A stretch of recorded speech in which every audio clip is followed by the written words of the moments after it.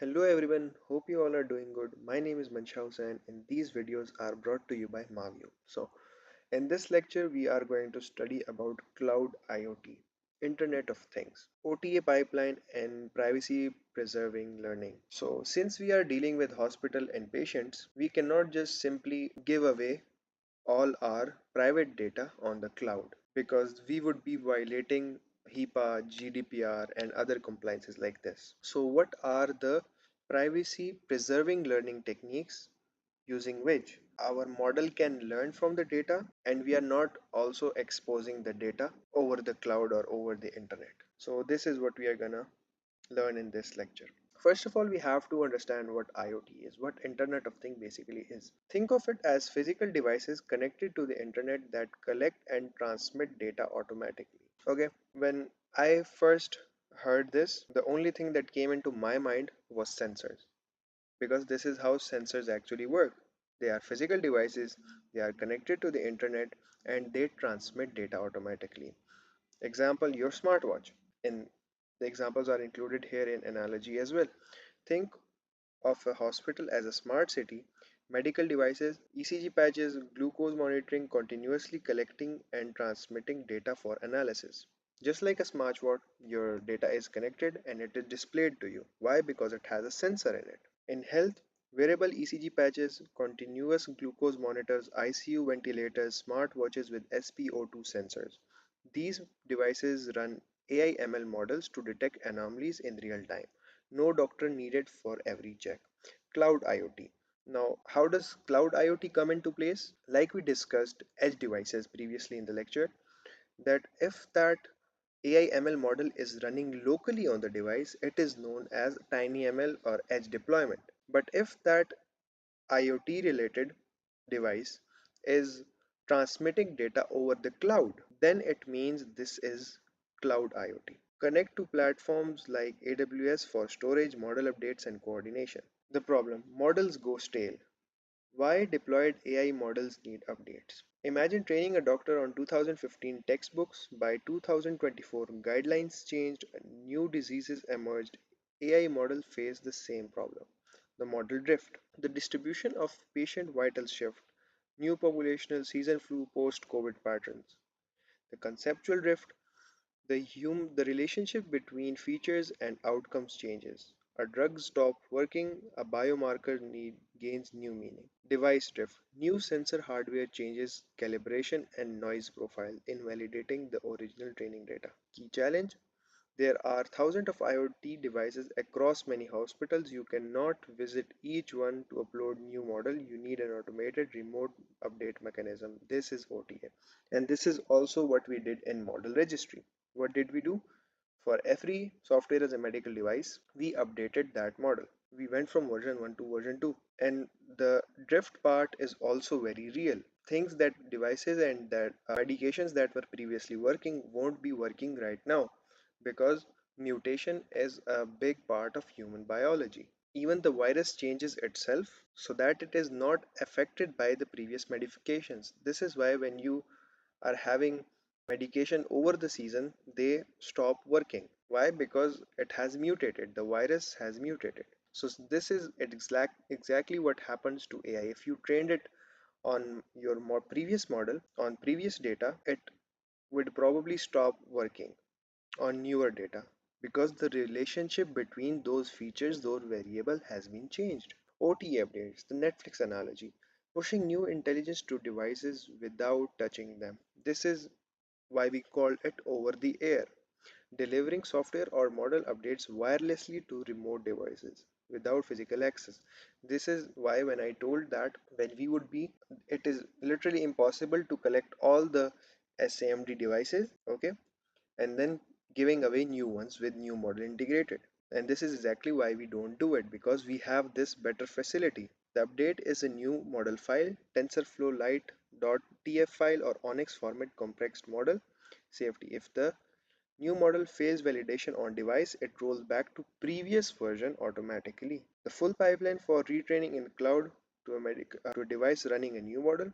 Retrain the model, store in S3, notify the device, download, validate, and deploy. So if you have a model, if you have a device in IoT, Cloud IoT, this is probably how the pipeline would feel like. AWS IoT Core. So this is a service which enables physical devices to be connected to the cloud. Data would be transmitted from the collected from a human body and then transmitted to the AWS IoT Core is like a massive post office that knows every device's address. When you want to say download model V4.2, you drop the message in, it delivers reliably even if the device is temporarily offline.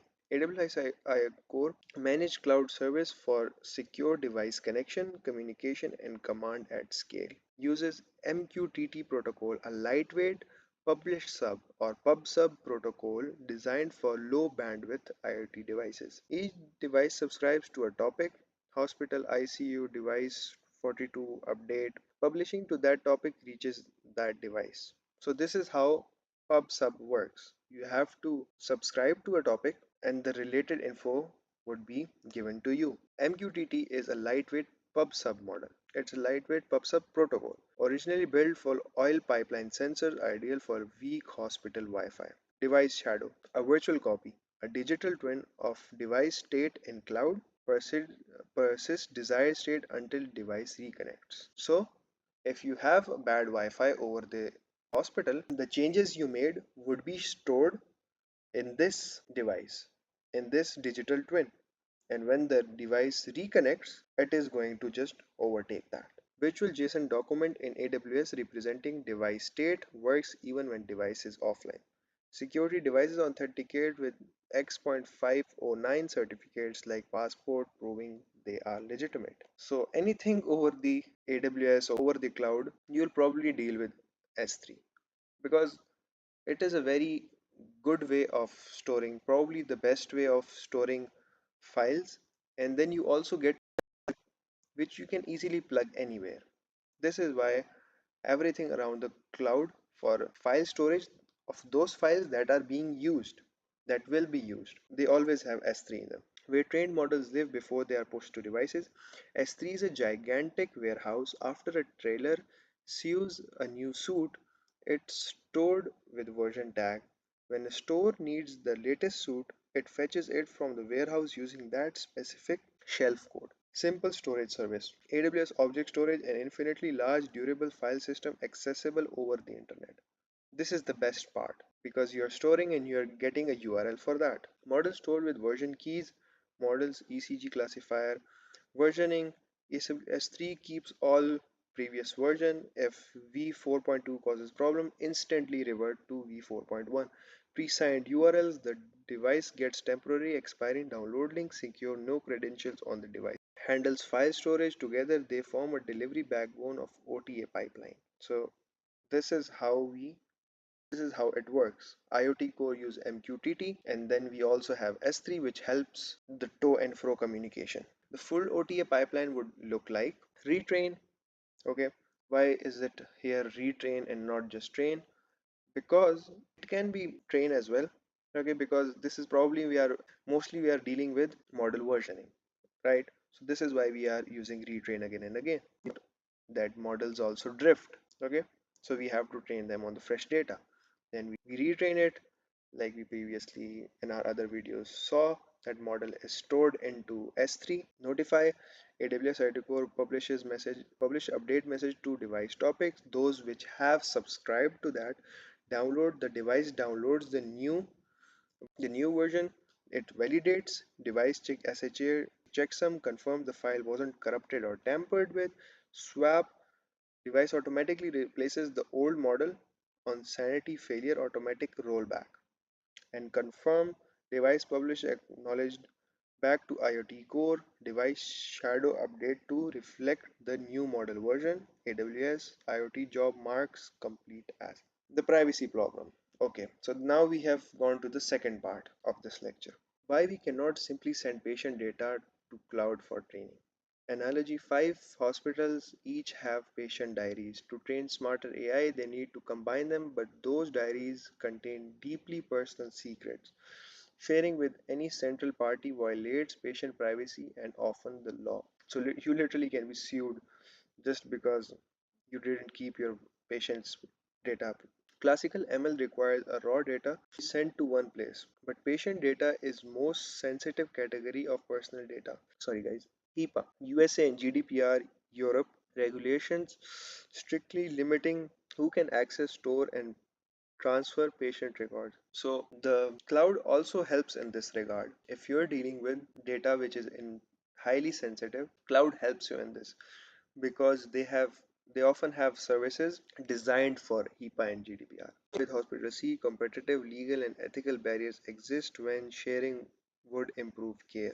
Re-identification risk, even anonymized data can be re-identified. Rare disease plus age plus zip code can unique a patient. Core question: can we train a powerful AI across multiple hospitals without anyone sharing patient data? Yes, this is what federated learning and split learning solve. Federated learning where data train where data lives. Bring the model to data, not the data to the model. Okay. Now you want to know average salary across five companies without average and sends the number. Okay, you combine the numbers. Nobody saw individual salaries. FL works the same way but with model gradients. There were five companies, everybody, and we wanted that across these five own, and everybody sends their own, and out of that we can easily calculate the combined average salary.